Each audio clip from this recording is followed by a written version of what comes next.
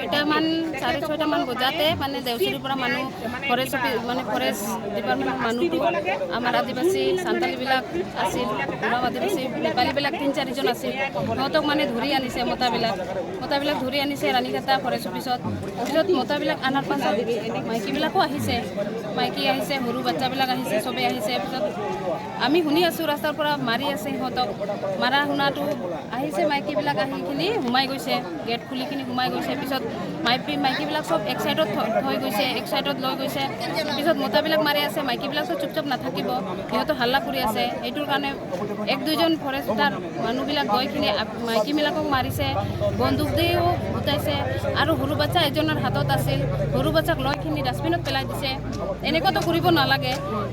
যি কৰিছে, ঘটনা ঘটিছে এইটো তাতেহে কৰিব লাগে। আৰু মাইকীবিলাৰ ওপৰত কিয় হাত চলাব লাগে? মাইকীবিলাৰ ওপৰত হাত চলাওঁটো আমি বেছি বেয়া পাইছোঁ। এতিয়া সিহঁতক মানে অতি সোনকালে মানে এৰেষ্ট কৰিব লাগিব আৰু এইটো ন্যায় পাব লাগিব।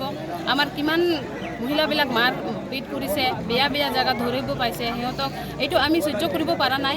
আৰু সৰু আমিতো বাচ্চাবিলাক ইমান মৰম কৰি থয়, আৰু সিহঁতক এনেকুৱা ডাষ্টবিনত পেলাই দিছে। কি নিজৰ ল'ৰা ছোৱালী নাই নেকি?